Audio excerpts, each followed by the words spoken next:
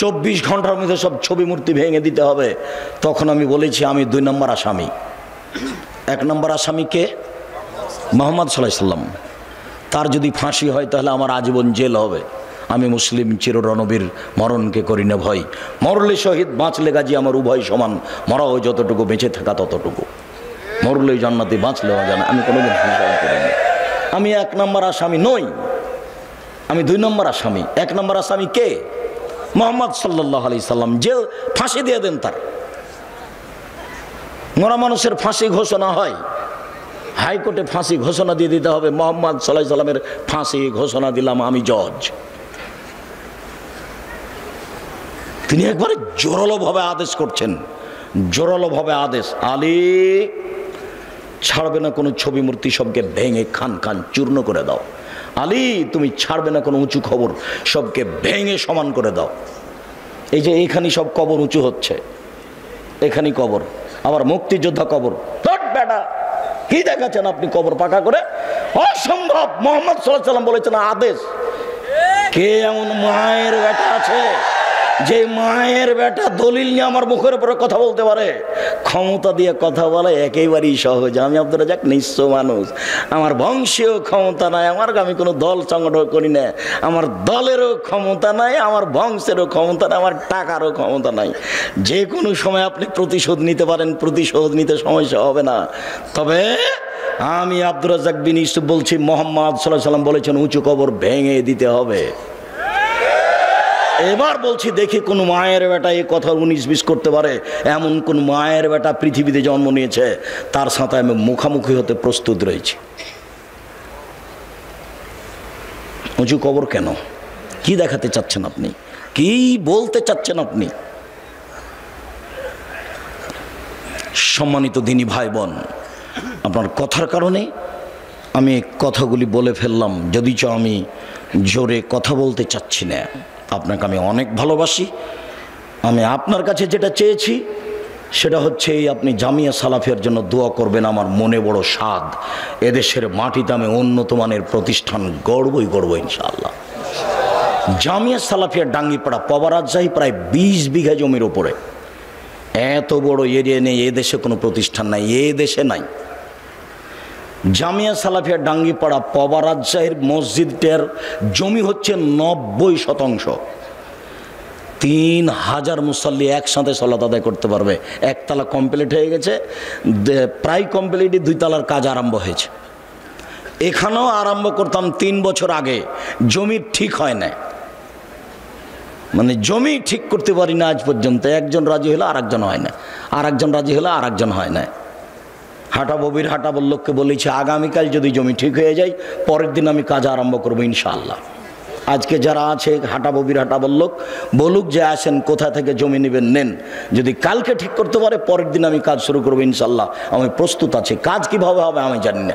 2013 সালের 24শে আগস্ট রোজ মঙ্গলবার 11টার সময় হাটাববির হাটাবো ওই জামিয়া সালাফিয়ার ওই কাঁঠাল গাছের নিচে আমি বলেছি আমার হাতে টাকা নাই, এ কথা সত্য। এখানে প্রতিষ্ঠান গড়বে, এই কথা সত্য, ইনশাআল্লাহ গড়বেই গড়বে। 65 বছর থেকে ওই সব জমি পড়ে আছে, 65 বছর থেকে। ওই জমিটা সমতল করতে, মোটামুটি সমতল করতে এখনও পারিনি। প্রায় 15 থেকে 16 লক্ষ টাকা খরচ আছে জামিয়া সালাফিয়ার, এখনও সমতল হয়নি। মোটামুটি যা হয়েছে তা একবার দেখে আসিয়েন। গাজীপুরের এই একালার মাটি একটা নিচু একটা এরকম উঁচু, বড় বেমানান, তাকে ঠিক করতে এত টাকা খরচ হয়। আপনি দেখে আসেন একটু। আমি আপনাকে দেখতে অনুরোধ করেছি আর দোয়া করতে অনুরোধ করেছি, টাকা দিতে অনুরোধ করিনি। টাকা ওপরে আছে, ও যার টাকা দিবে তাকে পাঠিয়ে দিবে ওখানে। আপনি মনে করছেন এমনি এত বড় প্রতিষ্ঠান চলছে? 535 জন অসহায় ছেলে মেয়ে থাকে, তার 115 জন শুধু এতিম। আমি টাকা দিই? আমি একদিনের টাকা দিতে পারবো না, এক সন্ধ্যার। আমি তো ভিক্ষা করি, ভিক্ষা করে বাড়ি মানুষের বাড়ি বাড়ি। কারোর কাছে 500 টাকা 1000 টাকা নিতে আমাকে 10 বার মোবাইল করা লাগে, 20 বার বারে 50 বার লাগে। ভিক্ষা করে প্রতিষ্ঠান চালাই, নিঃস্ব, কোনো নির্ধারিত মানুষ নাই এর নিচে। চলছে, চলবে ইনশাল্লাহ।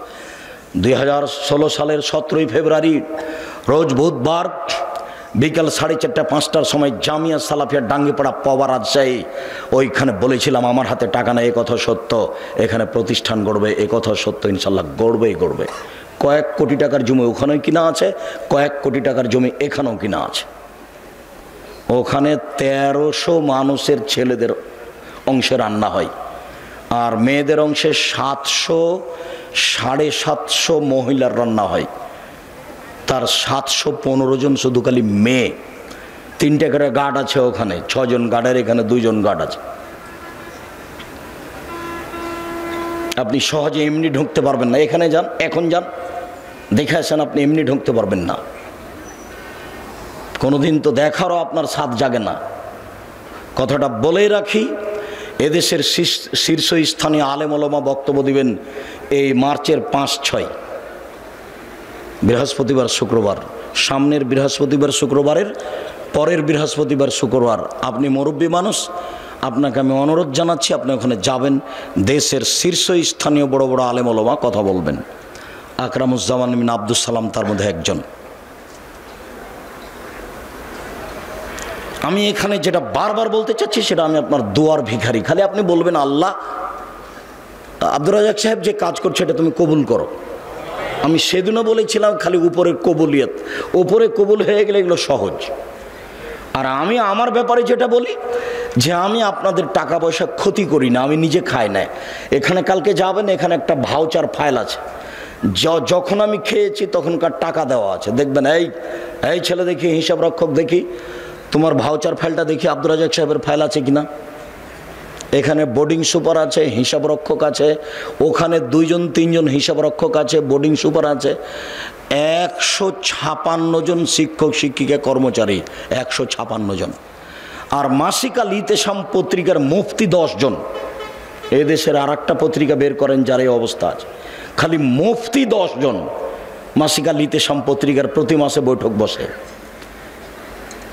তার গত শনিবার রবিবার বৈঠক হয়েছে কি সোমবার, আমার দিনটা এখন মনে নাই, তবে এই সপ্তাহতেই 15 জন মানুষ কর্মচারী আছে, শিক্ষক আছেন। ওই মাসিক আল ইতেসাম পত্রিকার পিছনে 50টা প্রশ্নের উত্তর আছে, 50টা। আমি চেষ্টা চালাচ্ছি যাতে করে আমাদের পরবর্তীতে আবার আলে ওলামা জন্ম নেই যারা শিক্ষা দিতে পারবে। আব্দুল আলিম মাদানী এখানকার প্রিন্সিপাল, আমার জীবনের সবচেয়ে মেধাবী ছাত্র। আমি কোনো দিন তাকে পিটাতে পারিনি, এছাড়া যত আছে সবাইকে কম বেশি পিটালছে, সে যেই হোক। কিছুদিন আগে যে প্রিন্সিপাল ছিল হাসেম, আর এখন আপনার এই দারুস সুন্নাহ মিরপুর ঢাকা আব্দুল নূর মাদানী, অকো কবে কবে পিটালছি।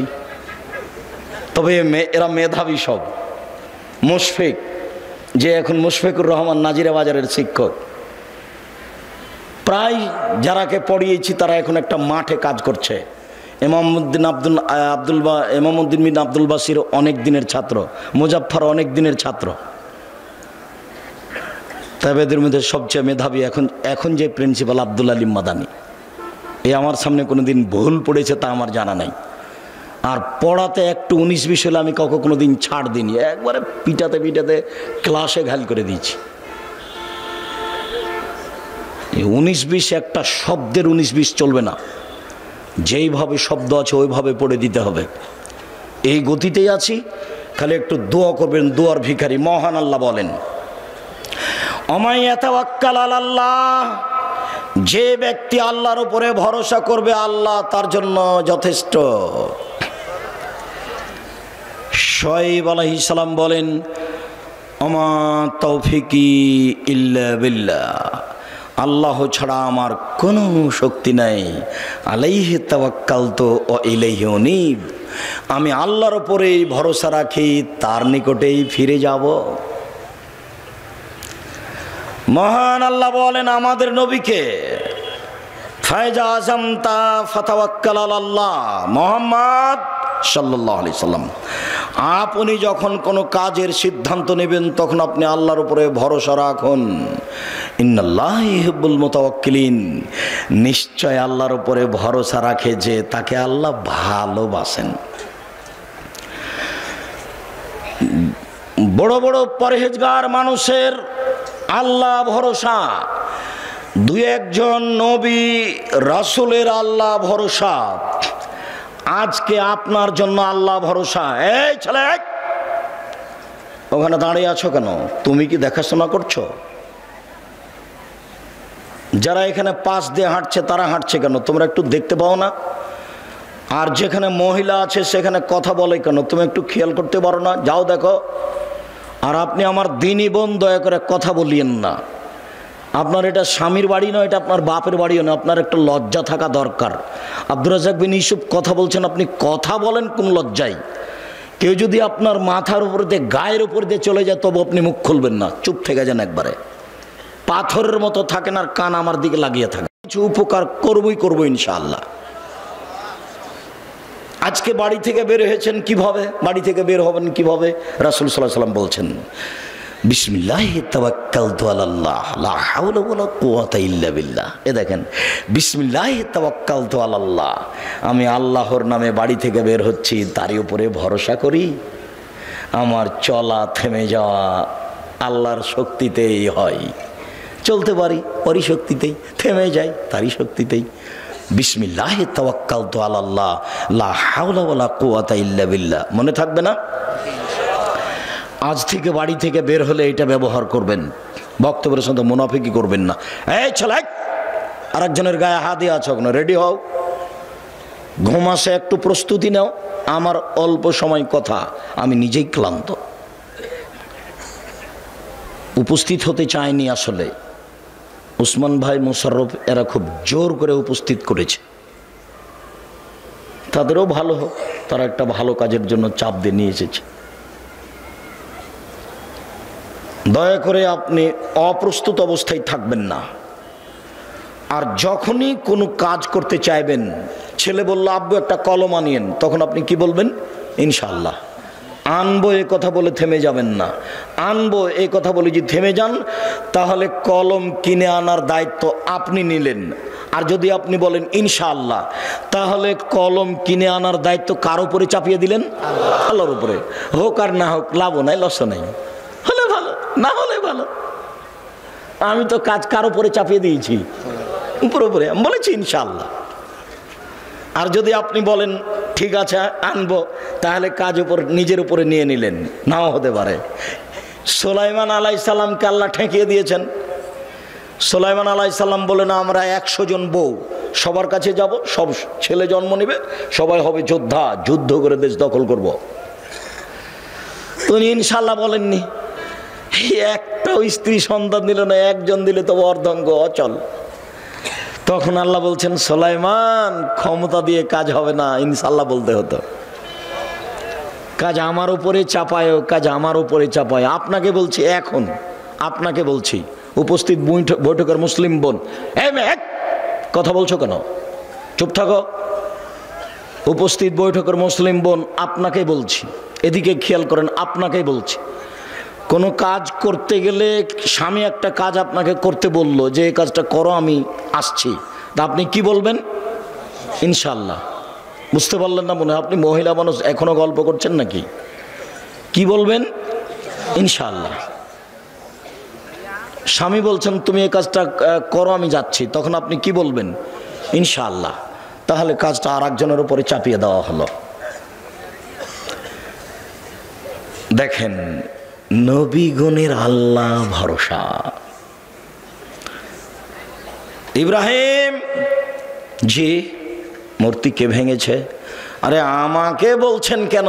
ওই যে বড়জন কুড়াল ঘাড়ে করে আছে, তাকেই বলেন।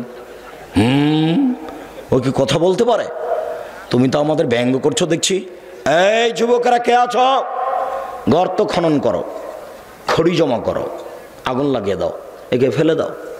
ইব্রাহিম আলাইহিস সালাম নিঃস্ব মানুষ, দলও নেই, সংগঠনও নেই, বংশও নেই, কিছুই নেই, একবারে কোনো কিছু করার ক্ষমতা নেই, একেবারে কিছুই নেই, সাথেও কেউ নাই। এই যুবকরা, গর্ত খনন করো, খড়ি জমা করো, আগুন লাগিয়ে দেখে ফেলে দাও। ধরে ফেলে দিল, কোনো ক্ষমতা নাই তার, নিঃস্ব মানুষ। যখন ফেলে দেওয়া হলো তখন বলছেন, হাসবুনাল্লাহু ওয়া নি'মাল ওয়াকিল, আল্লাহ আমার জন্য যথেষ্ট, তিনি সুন্দর কাজ করেন। কালা ইব্রাহিম হিনা উলকিয়া ফিন্নার, এই বাক্যটা ইব্রাহিম আলাইহিস সালাম বলেছিলেন যখন তাকে আগুনে নিক্ষেপ করা হয়েছিল। হাদিস বুখারী মুসলিম। হাসবুনাল্লাহু ওয়া নি'মাল ওয়াকিল, বিপদে পড়ে গেছেন, শত্রু মুখামুখি, কি বলবেন? হাসবুনাল্লাহু ওয়া নি'মাল ওয়াকিল। বক্তব্য শেষ হয়ে গেছে, আমার সামনে আসছে বৃষ্টির মতো ঢেল পাথর। ওই সময়তে আমাকে কোনো পাথর লাগেনি, ঢেল লাগেনি, তবে স্টেজ থেকে নেমে দৌড় দিলাম, এক বাড়ি থেকে উঠলাম, তখন পায়ের স্যান্ডেল ছিল না, ও স্যান্ডেল পরার মতো পরিবেশ ছিল না। তখন আমি বলছিলাম হাসবুনাল্লাহু ওয়া নি'মাল ওয়াকিল। কতদিন যে এরকম ঘটনা ঘটেছে, এখনো ওরকম নেই, এখন মানুষ কিছুটা সহ্য করছে। আর তখন যেন আমার কথাগুলো সমাজে একেবারে নতুন ছিল। এখন যারা বা মাঝহাবি মানুষ, তারা একটু বুঝতে শিখেছে যে হাদিস জাল জয়ীফ আছে। আমারই এক ক্লাস ফ্রেন্ড কামেল পাস একদিন বলছে, ছি ছি ছি ছি ছি, আব্দুর রাজ্জাক বলছে যে হাদিস জাল। এ হাদিস কে বর্ণনা করেছে? উমর। হ্যাঁ, আপনারা বলেন তো উমর কি মিথ্যে কথা বলতে পারে? তখন জনগণ বলছে না। এই দেখেন আব্দুর রাজ্জাক এই হাদিসকে মিথ্যে বলছে, যে হাদিস উমর বর্ণনা করেন। জনগণ তো আর বুঝে না, জনগণ তো আর বুঝে না যে হাদিস কিভাবে নকল হয়েছে। ওই মাইকটার ওখানে আল্লাহর নবী, আপনাকে দেখাচ্ছি, ওই মাইকটার ওখানে আল্লাহর নবী। এবার আল্লাহর নবী থেকে কথা শুনছেন আমার ওই ভাইয়ের ওখানে আবু হুরায়রা রাদিয়াল্লাহু তাআলা আনহু, উনি সাহাবীর স্থানে, তারপরে সাহাবীর পরে তাবেঈর স্থানে, তারপরে তাবেঈর পরে ইনি একজন, তারপরে আমার স্থানে ইমাম বুখারী। এখন ইমাম বুখারী বলছেন, আমি হাদিস শুনেছি আমার শিক্ষক মাখুল হতে। তিনি বলছেন আমি হাদিস বর্ণনা করছি আমার শিক্ষক নাফে হতে। নাফে বলছেন আমি হাদিস নকল করছি আমার শিক্ষক আবু হুরায়রা হতে। আবু হুরায়রা বলছেন আমাকে আল্লাহর নবী বলেছেন। এইভাবে হাদিসের সূত্র আছে। তো ইনি বাড়িতে বসে বসে আরবি বানালছেন, দিয়ে এইভাবে রেডি করেছেন। কথা বুঝেননি? তার নাম জাল হাদিস, তার নাম জাল হাদিস। দেখবেন আপনি মুখামুখি দেখবেন, মুখামুখি দেখেন, একবারে মুখামুখি। বেশ কিছু হাদিস আছে, দাড়ি চাঁচা যাবে না, ছোট করা যাবে না, দাড়ি বড় করো। নবীগণের বৈশিষ্ট্য 10টি, পৃথিবীর সকল নবীর বৈশিষ্ট্য 10টি। 1, দাড়ি ছেড়ে দাও, ইচ্ছে মতো বড় হবে। 2, মোচ কেটে ফেলো, ব্লেড ব্যবহার করা হবে না, মোচ কাটতে হবে, মোচ থাকবে দেখে পুরুষ মনে হবে। দাড়ি আর মোচ চেঁচে ফেল দিল, ওকে বেটি ছেলে মনে হবে, মহিলা মানুষ, তখন তার উপরে অভিশাপ হবে। দাড়িও নাই মোচও নাই, তখন ও নারী, তারপরে অভিশাপ, তারপরে অভিশাপ, তারপরে অভিশাপ। মোচ থাকবে, দাড়ি থাকবে, পুরুষ মনে হবে, আর পুরুষত্বা শক্তি কমবে না। তখন নারী বুঝতে পারবে, ওই বোকা মহিলা তো বুঝেনি তাই দাড়িকে খারাপ মনে করছে।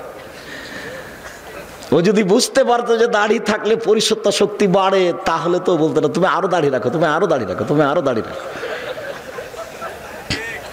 ও তো ওর বুঝেনি ধর্মের ব্যাপার। 2, বগলের লোম উঠিয়ে ফেলো, নারী পুরুষ একই হুকুম, ব্লেড চলবে না, নবীগণের বৈশিষ্ট্য। 3, 4, নখ কেটে ফেলো, নবীগণের বৈশিষ্ট্য। যত পুরুষ নারী আছেন বিছানে ঘুমাবেন না, আগে নখ কাটবেন, তারপরে। এই ছেলে, দোকানে চা করছো, তোমার নখ বড় কেন? তুমি আর শরম পাও না? তুমি মুসলমানের বাচ্চা, নখ বড় কেন? হ্যাঁ, তুমি আজকে নখ কেটে ঘুমাবা। উপস্থিত বৈঠকের মুসলিম বোন আপনাকে বলছে, এই মেয়ে, নখ বড় কেন তোমার? তোমার বাপ দেখে না? তোমার মা দেখে না? দুনিয়াতে এমনি আছো নাকি? বাপ নাই তোমার, মা নেই তোমার? খারাপ লাগে? তোমাকে খারাপ লাগে শুনতে? খারাপ লাগে কেন? তোমার বাপ আছে তো তোমার নখ বড় কেন? তোমার মা আছে তো তোমার নখ বড় কেন? কিসের তোমার বাপ মা? তোমার বাপ উপার্জন করবে গার্মেন্টসে, সেই জন্য তোমার বাপ। আর তোমার মা তেল বেশি করে দিয়ে ভাত রান্না করে দিবে তরকারি, সেই জন্য ও মা না, রান্না করতে কাজের মেয়েও পারে। কাজের মেয়ে বলতে পারে না এই নখ কাটো, তোমার মা বলতে পারে এই নখ কাটো। এই মেয়ে তোমাকে বলছি, তুমি যদি নখ রেখে ঘুমাও তুমি আমার বক্তব্যের সাথে মুনাফিকি করেছ। এই মেয়ে তুমি যদি আজ রাতে নখ রেখে ঘুমাও তুমি আমার বক্তব্যের সাথে মুনাফিকি করেছ। তোমার এখানে বক্তব্য শুনতে আসা ঠিক হয়নি, তুমি আমার বক্তব্যের সাথে মুনাফিকি করো না। নিচের লুম পরিষ্কার করতে হবে ঊর্ধ্বে টান 40 দিন, পুরুষ নারী একই হুকুম। ব্লেড ব্যবহার করা যাবে না এ কথা মিথ্যা। যা দিয়ে সম্ভব, যেভাবে সহজ সেভাবেই পরিষ্কার করবে, নারী পুরুষ একই হুকুম। যেটা বলতে যাচ্ছিলাম, একাধিক সহিহ হাদিস, দাড়ি ছেড়ে দিতে হবে।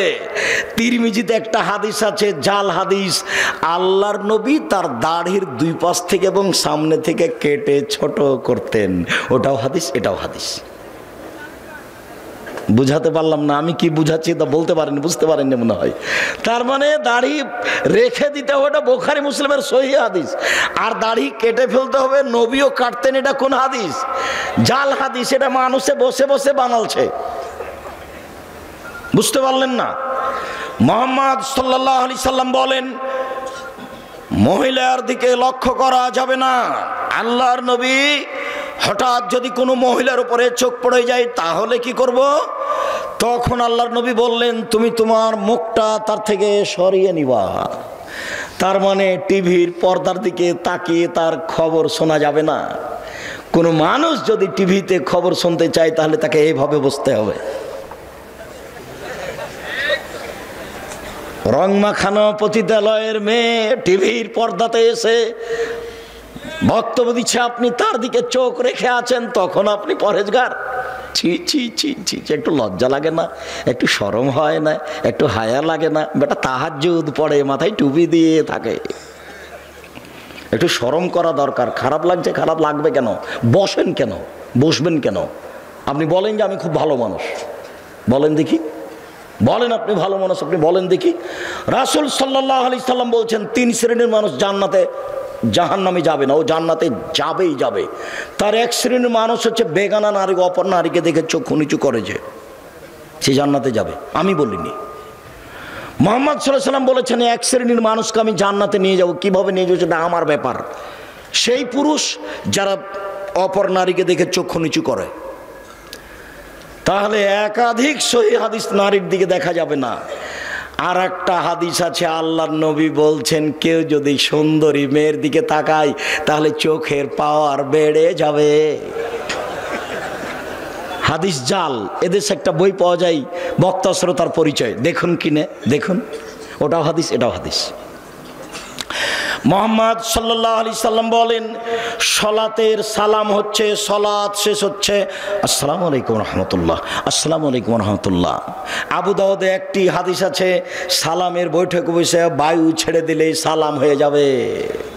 আসসালামু আলাইকুম রাহমাতুল্লাহ, আসসালামু আলাইকুম, বলা লাগবে না। মানুষের বানানো প্রায় 3 লক্ষ হাদিস আছে। আমি আব্দুর রাজ্জাক বিন ইউসুফ 10,000 হাদিস রেখেছি আপনাকে দেখানোর জন্য। টাকার গায়ে লেখা আছে, চাহিবা মাত্র ইহার বাহককে দিতে বাধ্য থাকিবে।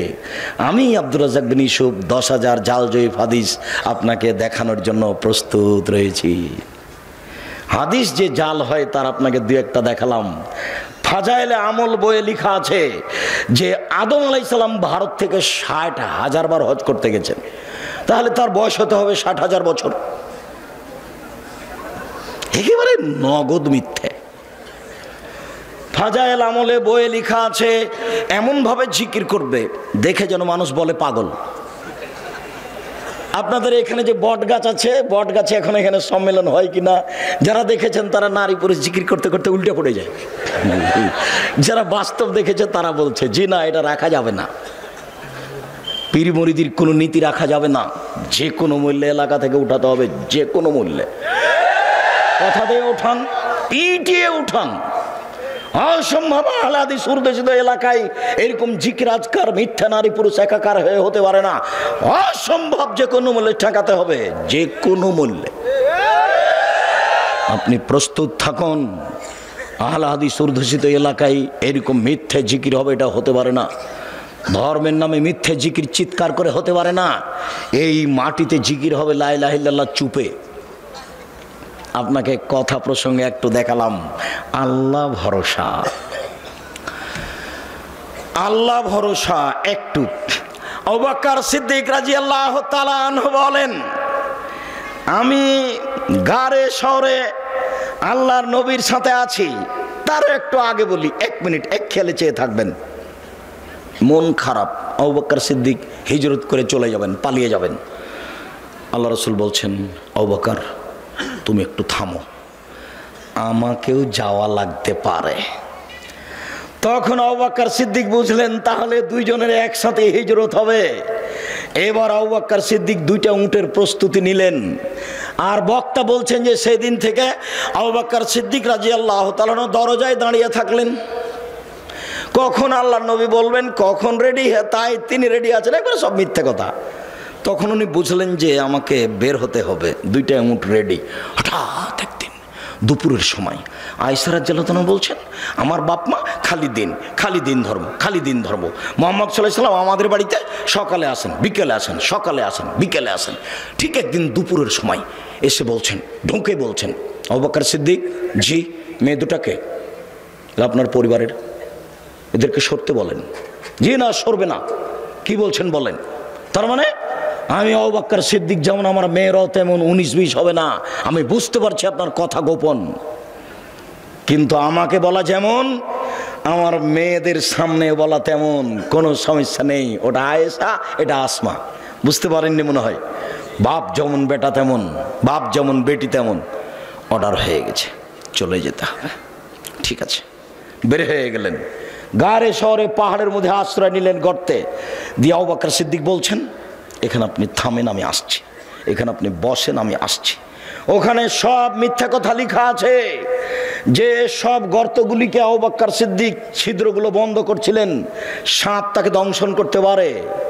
তাই মিথ্যা বক্তব্য লেখা আছে, মিথ্যা বইয়ে লেখা আছে যে 100 বছর, 300 বছর, 50 বছর থেকে একটা সাপ গর্তে ঢুকেছিল। একদিন মুহাম্মদ সাল্লাল্লাহু আলাইহি ওয়াসাল্লাম এখানে আসবেন, তাকে দেখবো, এই জন্য। এবার সব গর্তগুলো বন্ধ করলেন। আবু বকর সিদ্দিক মাত্র একটা গর্ত খালি, আর কাপড় নেই। তখন গর্তের মুখের উপরে পা দিলেন। এবার সাপ দেখছে গর্তের মুখ বন্ধ, তাহলে আমি কিভাবে মুহাম্মদকে দেখব? তো দংশন করলেন। বিষে কালো হয়ে গেল, চোখের পানি ঝরে মুহাম্মদ সাল্লাল্লাহু আলাইহি ওয়াসাল্লাম ঝরলো। মুহাম্মদ সাল্লাল্লাহু আলাইহি ওয়াসাল্লামের ঘুম ভেঙে গেল। তিনি বলছেন, তোমার এরকম কোনো অবস্থা? বলে, আমাকে সাপে দংশন করেছে। দেখি কোথায়? এই যে এখানে। একটু থুতু দিয়ে লিখলেন। মিথ্যে কথা, এবারে নগদ মিথ্যে। ওই গর্তের মুখের উপরে ঘুঘুর ডিম দেওয়া আছে। ঘুঘু মানে মাকড়সার জালে ঘুঘু ডিম দিয়েছে। একবারে নগদ মিথ্যে কথা, মিথ্যার নগদ প্রমাণ। আবু বকর সিদ্দিক রাদিয়াল্লাহু তাআলা আনহু বলছেন, কুলতু লিন-নবী সাল্লাল্লাহু আলাইহি সাল্লাম, আমি আল্লাহর নবীকে বলছেন, আমি আল্লাহর নবীকে বললাম, আল্লাহর নবী, লাউ নাজারা আহদুহুম তাহতা কাদামাইয়ে, ওরা যদি কেউ পায়ের দিকে দেখে, ওই যে ওরা যদি কেউ পায়ের দিকে দেখে, লাভ সরানা, তারা আমাদেরকে দেখে নিবে। তখন আল্লাহ রাসূল বলছেন, মা জান্নাকে আবু বকর, আবু বকর আপনি কি মনে করেন? আপনি কে মনে করেন আমরা 2 জন? আল্লাহ সালেহুমা, আমাদের 3য় জন আল্লাহ। অসম্ভব, ওরা আমাদেরকে দেখতে পারে না। লা তাহজানিল্লাহ মা, আপনি চিন্তা করবেন না, আল্লাহ আমাদের সাথে আছেন। আপনি কি মনে করেন আমরা 2 জন? 3য় জন আল্লাহ। আল্লাহ ভরসা, দেখেন আল্লাহ ভরসা। ফেরাউন পিছে পিছে ছুটে যাচ্ছে, মুসা আলাইহিস সালাম আগে আগে পালিয়ে যাচ্ছেন। সামনে কুলজুম সাগর, ডানে ফেরাউন, বামে ফেরাউন, পিছে ফেরাউন, সামনে সাগর। সঙ্গী সাথী বলছেন, ইন্নাল্লাহ মুতরাকুন, আমরা বন্দী, আমরা আটকা পড়েছি, আমরা বন্দী, আমরা আটকা পড়েছি। তখন মুসা আলাইহিস সালাম বলছেন, কাল্লা, কখনো নয়, অসম্ভব, এটা হতে পারে না। বলেন কি? কাল্লা, কখনো নয়, অসম্ভব, এটা হতে পারে না। ইন্না মায়া রাব্বি, আমার সাথে আমার প্রতিপালক রয়েছেন, সায়াদিনী, তিনি আমাকে পথ দেখাবেন। কোনো পথই নাই, কোনো পথই নাই, বাঁচার কোনো পথই নাই। ডানে ফেরাউন, বামে ফেরাউন, পিছনে ফেরাউন, সামনে সাগর। মুসা আলাইহিস সালাম বলছেন কখনো নহে, অসম্ভব হতে পারে না, আল্লাহ আমার সাথে আছেন, তিনি আমাকে পথ দেখাবেন। আল্লাহ ভরসা, বুঝতে পারছেন না? এর নাম আল্লাহ ভরসা। দেখেন গাল্লা খাতেলা আবওয়াব, সব দরজা জুলাইখা বন্ধ করে দিল। জুলাইখা সব দরজা বন্ধ করে দিয়ে বলছে, হাই তালাক, এইসব তুমি আমার সাথে জেনায় লিপ্ত হও। তখন ইসব বলছেন, মাশাআল্লাহ, আমি আল্লাহর কাছে আশ্রয় চাই। বলো কি তুমি, বলো কি তুমি, ইন্নাহু রাব্বি আহসানা মাসায়া, আরে তোমার স্বামী আমার মালিক, তিনি আমাকে ভালো থাকতে দিয়েছেন, ভালো খেতে দিয়েছেন, আমি অন্যায় করতে পারি না, তোমার সাথে আমি অন্যায় করতে পারি না। এই বলে ইউসুফ আলাইহিস সালাম দৌড় দিয়ে পালাতে চাইলেন। পিছন দিক থেকে জুলাইখা জামা টেনে ধরলো। আগে আগে বের হয়ে যাচ্ছেন ইউসুফ, পিছনে পিছনে যাচ্ছে, আগে আগে যাচ্ছেন ইউসুফ, পিছনে পিছনে যাচ্ছে জুলাইখা। যখনই বের হলেন তখনই সামনে হলো জুলাইখার স্বামী, এক জায়গায় তিনজন, ইউসুফ, জুলাইখা, জুলাইখার স্বামী। দেখে জুলাইখা কথা উল্টিয়ে দিল। জুলাইখা বলল, এই দেখেন, এই দেখেন, এই দেখেন, যাকে আপনি লালন পালন করেন, দেখেন তার চরিত্র কত খারাপ, সে আপনার স্ত্রীর সাথে অন্যায় করতে চায়, এর কি শাস্তি হতে পারে? আরে আপনি দেশের বাদশা, কি শাস্তি উল্লেখ করবেন? আমি জুলাইখা বলছি, ওকে যথাযথ পিটন দিতে হবে, নইলে জেলখানায় বন্দি করতে হবে। 12 বছর জেল হলো। 12 বছর পরে সরকারের পক্ষ থেকে লোক এসেছে, এইসব আপনাকে সরকার ডেকে পাঠিয়েছেন, আপনি বের হন জেল থেকে। তখন এইসব বলছেন, যাক, সরকারকে বলো এইসব জেল থেকে বের হবে না যতদিন পর্যন্ত জুলাইখা জাতির সামনে ঘোষণা না দিয়েছে। আমি জুলাইখা বলছি, আমি অন্যায় করেছি, এইসব অন্যায় করেনি, এইসব এখানে সত্যবাদী, আমি মিথ্যাবাদিনী মহিলা। এই কথা জাতির সামনে ঘোষণা না দেওয়া পর্যন্ত আমি এইসব জেল থেকে বের হব না। আমি আপনাকে যেটা বলতে চাচ্ছি, এই ছেলে, কোনোদিন কোনো মেয়ে মানুষের সাথে মোবাইলে গল্প করো না। মেয়ে মানুষ তোমাকে ধ্বংস করবে, তোমার বাপকে ধ্বংস করবে, তোমার বংশকে ধ্বংস করবে, তোমার জাতিকে ধ্বংস করবে। এই যে দেখো, এই যে দেখো মেয়ে মানুষ, হ্যাঁ বেটা, 3 মিনিটের মধ্যে, 1 মিনিটের মধ্যে কথা উল্টে দিবে, তুমিও যাবা জাহান্নামে, তোমার বাপও যাবে, তোমার বংশও যাবে, কারো মান সম্মান রক্ষা হবে না। এই দেখো জুলাইখা, এই দেখো জুলাইখা। জুলাইখা বলছে, এই যে দেখেন, আপনি যাকে খাওয়ার দিচ্ছেন, লালন পালন করছে, সে আপনার স্ত্রীর সাথে জেনা করতে চায়। হলো এটা? ঠিক হলো? আপনি কি করবেন তার? আরে আপনি কি করবেন? আমি জুলাইখা বলছি, ওকে যথাযথ পিটন দিতে হবে, নইলে জেলখানায় বন্দি করতে হবে। তুমি যার সাথে প্রেমের গল্প করছো, কথা উল্টে দিতে পারে, তখন তোমার কি হবে তুমি বুঝতে পারছো না। আজ থেকে আর কোনোদিন কোনো মেয়ের সাথে কথা বলো না। তোমাকে আবারও বলছি, তুমি তোবা করে উঠবা, উঠার সময় বলবে আস্তাগফিরুল্লাহ ওয়া আতুবু ইলাইহি, আমি তোবা করছি, জীবনে আর কোনোদিন তার সাথে কথা বলবো না ইনশাআল্লাহ। এই ছেলে, তোমাকে আরো একটা বলে দিচ্ছি, তুমি এদিকে খেয়াল করো তো। আজকে এখানে তোবা করে উঠেছ, গিয়ে রাত্রে ঘুমাতে যাচ্ছ, মোবাইলটা লক করে দিয়েছ, দেখবা 2-1 মিনিট পরে ধীরে হাতটা মোবাইলে চলে গেল, লকটা খুলেছ, রিংও দিচ্ছ। এই সময়তে লাফ দিয়ে উঠে ল্যাপটা দূরে ফেলে দিবা, দূরে ফেলে দিয়ে একবারে ঘর থেকে বের হয়ে বলবা, নাউজুবিল্লাহি মিন জালিক, এই শয়তান তোর মুখে লাথি মারি, নাউজুবিল্লাহি মিন জালিক, এই শয়তান তোর মুখে লাথি মারি। আর এই পাটা মাটির উপরে রেখে তুমি এই করবা, ঘষবা, তোর মুখে লাথি মারি, তোর মুখে লাথি মারি, তোর মুখে লাথি মারি, নাউজুবিল্লাহি মিন জালিক। তুমি 2-1 মিনিট করো, দেখবা তুমি স্বাভাবিক হয়ে গেছো। সারা রাত আর তোমার কাছে আসবে না। তুমি যে তোবা করে গেছো, এই জন্য তোমার ঘরে খালি শয়তানে এমনভাবে ভিড় লেগেছে, তুমি দেখলে অজ্ঞান হয়ে যেতে। শয়তানের কাজ ইহুদির কাছে নেই, শয়তান জানে যে ইহুদি জাহান্নামে যাবে। শয়তানের কাজ খ্রিস্টানের কাছে নাই, ইহুদি শয়তান জানে যে খ্রিস্টান জান্নাতে যাবে। শয়তানের কাছে হিন্দুদের কাছে নাই, শয়তান জানে যে ওরা জাহান্নামে যাবে। স্কুল কলেজ থেকে শয়তান চলে এসেছে, কেন? যুবক যুবতীর উরু রানের উপরে মাথা দিয়ে বসে আছে। তখন শয়তান বলছে, তাহলে আমি আর কি করবো, আমি তো এটা করাতাম, তো ওরাই যখন করছে তখন আমি যাই, তো এখন আমি যাব কোথায়? যে বলেছে আর কোনোদিন প্রেমের গল্প করব না তোর সাথে, তোবা করছি, আমার কাছে ওখানে, তোকে আজকে রাত্রে ঠগাবোই ঠগাবো, তোকে আমি দেখে ছেড়ে দেবো। এই কথা তোমার সাথে বাজি লেগেছে ইবলিস। এই বেটা, তোর সাথে বাজি লেগেছে ইবলিস। এই ছেলে, তোমার সাথে বাজি লেগেছে ইবলিস। যখন ইবলিসকে আল্লাহ বলেন এক আদমকে সিজদা করলি না কেন, তখন ইবলিস বলছে আমি সিজদা করব মানে আদম মাটির তৈরি আমি আগুনের তৈরি, তাকে কেন সিজদা করব। তখন আল্লাহ বলছেন সর সর এখান থেকে, সর, দূর হ। তখন ইবলিস বলছে হ্যাঁ দূর হয়ে যাব, তবে আমাকে একটা ক্ষমতা দিতে হবে। কি? আজীবন বেঁচে থাকবো। ঠিক আছে দিলাম। আর একটা, আদমের ছেলে মেয়েকে দেখে ছেড়ে দেবো কিভাবে জান্নাতে যায়। আমি যাব জাহান্নামে আর ওরা যাবে জান্নাতে, আমি ওদের দেখে ছেড়ে দেবো কিভাবে জান্নাতে যায়।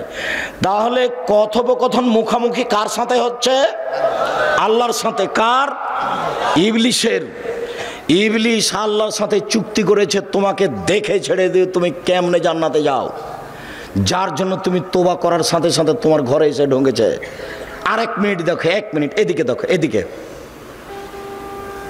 আদম জি ফল খাবেন না, যেমন বলেছেন ফল খাবেন না, তেমনি ইবলিস এসে বলছে আমি ভালো মানুষ, আপনি আমার কথা শোনেন, আমি উত্তম পরামর্শ দাদা, আমি ভালো মানুষ, আপনি আমার কথা শোনেন। তারপর আর নাই। হাওয়া কি করা যায়, হাওয়া কি করা যায়? তা হাওয়া বলছেন খাও না। তো যখন বলছে তো সে তো ভালো মানুষ, কি করি। আবার চলে এসেছে, আরে আমি ভালো মানুষ, আমার কথা শোনেন, আল্লাহ আপনাকে জান্নাতে রাখবেন না সেই জন্য এই কথা বলেছে, আপনি খান জান্নাতে থাকবেন, আমি খুব ভালো মানুষ, আমি কল্যাণ কামনা করি, আপনার কল্যাণ কামনা করি। তারপর আর নেই। হাওয়া কি করা যায়? খান না, বলছে তো ভালো মানুষ। এভাবে বলতে বলতে খেয়ে নিয়েছেন। যেমন খেয়েছেন তেমনি আল্লাহ বলছেন আমি নিষেধ করলাম যে, নিষেধ করলাম যে আমি।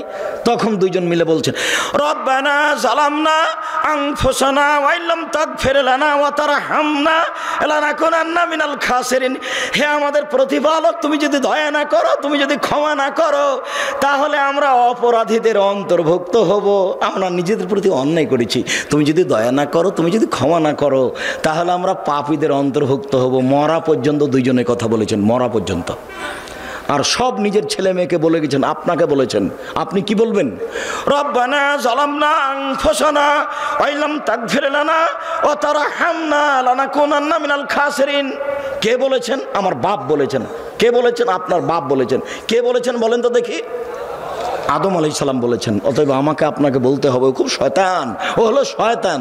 এইবার আপনাকে খালি যদি কথা বলিয়ে দিতে পারে মেয়েটার সাথে, বেটা তোবা কোথায় গেল রে তোর, এই বেটা তোর তোবা কোথায় গেল, ঠিক করেছিস তুই রে বেটা, তুই কথা বলেছিস, আমি এটা চাচ্ছিলাম, বাস থাক এবার আমি যাই।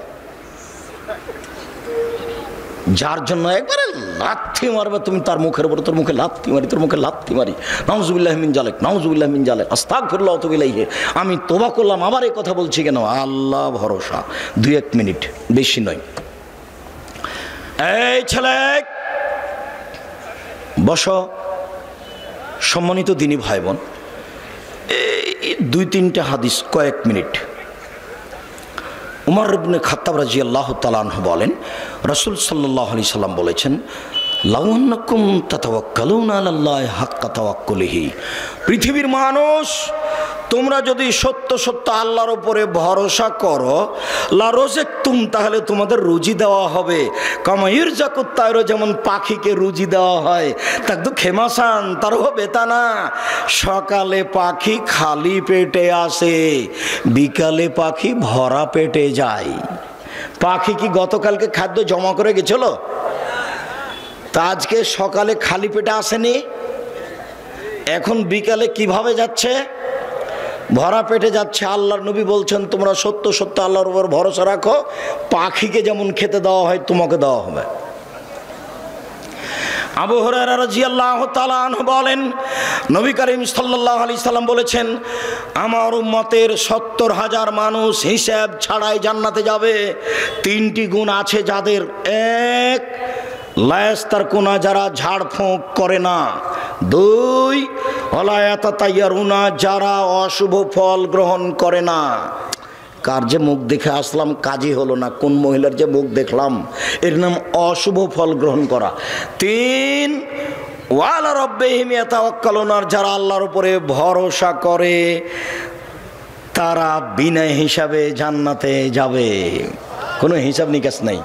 আর একটা কথা, আমাদের নবী মুহাম্মদ সাল্লাল্লাহু আলাইহি সাল্লাম বলেন, ওয়াদানি রাব্বি, আমার প্রতিপালক আমার সাথে ওয়াদা করেছেন, আমার প্রতিপালকের সাথে আমার চুক্তি হয়েছে, আমার প্রতিপালকের সাথে আমার চুক্তি হয়েছে, আমার প্রতিপালকের সাথে আমার চুক্তি হয়েছে, আমার উম্মতের 70,000 মানুষকে তিনি জান্নাতে দিবেন, হিসাব হবে না। তারপরে বলছেন মাহকুল্লাল মিন সাবুন আলফ, 70,000-এর প্রত্যেক হাজারের সাথে আরও 70,000, 70,000-এর প্রত্যেক হাজারের সাথে আরও 70,000। এরপরে বলছেন আমার সাথে চুক্তি হয়েছে, সালাসা হাসায়াতিন মিন হাসায়াতি রব্বি, আমার প্রতিপালক জাহান্নাম থেকে 3 অঞ্জলি মানুষ বের করে জান্নাতে দিবেন, আমার প্রতিপালক 3 অঞ্জলি মানুষ জান্নাত থেকে জাহান্নাম থেকে বের করে জান্নাতে দিবেন, আমার প্রতিপালক 3 অঞ্জলি মানুষ জাহান্নাম থেকে বের করে